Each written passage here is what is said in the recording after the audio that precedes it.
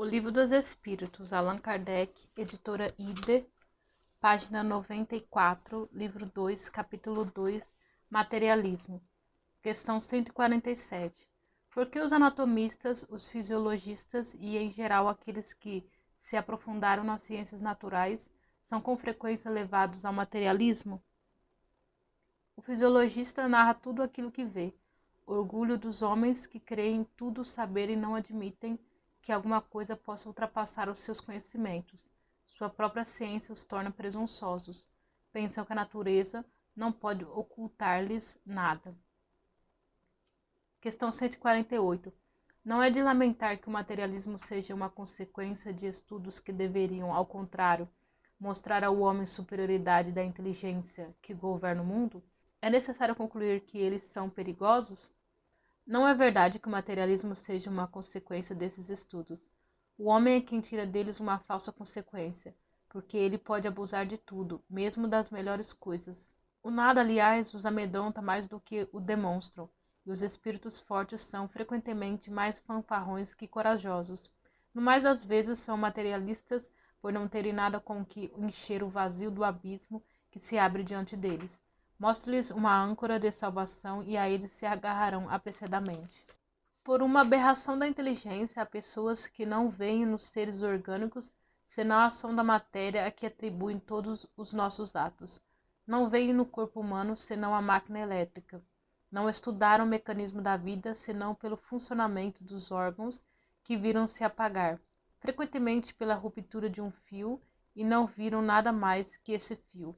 Pesquisaram se restava alguma coisa e, como não encontraram mais que a matéria, que se tornara inerte, e não viram a alma escapar-se, não a puderam apanhar, concluíram que tudo estava nas propriedades da matéria.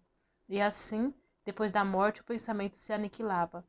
Triste consequência se assim fora, porque então o bem e o mal não teriam finalidade. O homem teria razão em pensar só em si mesmo e em colocar, acima de tudo, a satisfação dos seus prazeres materiais. Os laços sociais se quebrariam e as mais santas afeições se romperiam para sempre. Felizmente, essas ideias estão longe de ser gerais. Pode-se dizer que são muito circunscritas e não constituem mais que opiniões individuais, pois em parte alguma ainda se constituíram em doutrina. Uma sociedade apoiada sobre essas bases carregaria em si o germe de uma dissolução, e seus membros se entredevorariam como animais ferozes. O homem tem instintivamente a convicção de que tudo para ele não se acaba com a vida, tem horror ao nada e obstina-se inutilmente contra a ideia do futuro, quando chega um momento supremo, e são poucos os que não perguntam o que vai ser deles, porque a ideia de deixar a vida para não mais retornar tem qualquer coisa de dolorosa. Quem poderia, com efeito, encarar com indiferença uma separação absoluta, eterna, de tudo aquilo que amou?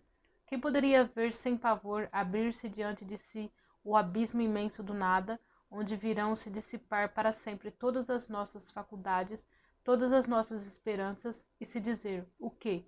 Depois de mim nada? Nada mais que o vazio? Tudo acabado para sempre?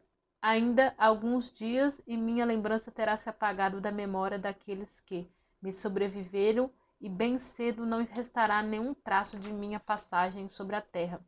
O bem que fiz será esquecido pelos ingratos que eu servi, e nada para compensar tudo isto, nenhuma outra perspectiva que aquela do meu corpo roído pelos vermes. Esse quadro não tem alguma coisa de apavorante, de glacial? A religião nos ensina que não se pode ser assim, e a razão nos confirma, mas esta existência futura, vaga e indefinida, não tem nada que satisfaça o nosso amor pelo positivo, sendo para muitos a origem da dúvida. Temos uma alma, mas o que é nossa alma?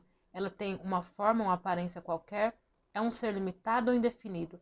Alguns dizem que é o sopro de Deus, outros que é uma centelha, outros ainda uma parte do grande. Todo o princípio da vida e da inteligência. Mas de tudo isto, o que aprendemos? Que nos importa ter uma alma se depois da morte ela se confunde na imensidade como as gotas d'água no oceano?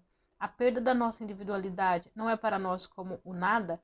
Disse que ela é imaterial, mas uma coisa imaterial não tem proporções definidas, e para nós representa nada. A religião nos ensina também que seremos felizes ou infelizes segundo o bem ou mal que houvermos feito. Mas em que consiste essa felicidade que nos espera no seio de Deus? É uma beatitude, uma contemplação eterna, sem outra finalidade que cantar louvores ao Criador? As chamas do inferno são uma realidade ou um símbolo? A própria Igreja o entende como um símbolo. Mas quais são esses sofrimentos? Onde está o lugar do suplício? Numa palavra que se faz, que se vê nesse mundo que nos espera a todos? Disse que ninguém voltou para nos prestar contas. É um erro. A missão do Espiritismo é precisamente de nos esclarecer sobre esse futuro, de nos fazer até certo ponto atingi-lo com o dedo e com o olhar, não mais pela razão, mas pelos fatos.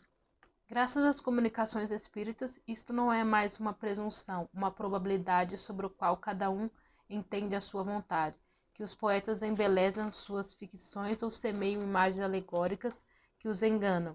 É a realidade que se nos apresenta, pois que são os próprios seres do outro mundo que vêm nos descrever sua situação, dizer-nos o que foram, que nos permitem assistir, por assim dizer, a todas as peripécias de sua nova vida e, por esse meio, mostrando-nos o destino inevitável que nos está reservado, segundo os nossos méritos e os nossos deméritos. Há nisso algo de antirreligioso? Bem ao contrário, uma vez que os incrédulos aí encontram a fé e os indecisos uma renovação de fervor e de confiança. O Espiritismo é, pois, o mais poderoso auxiliar da religião. Uma vez que é assim, é porque Deus o permite, e Ele o permite para reanimar as nossas esperanças vacilantes e nos reconduzir ao caminho do bem pela perspectiva do futuro.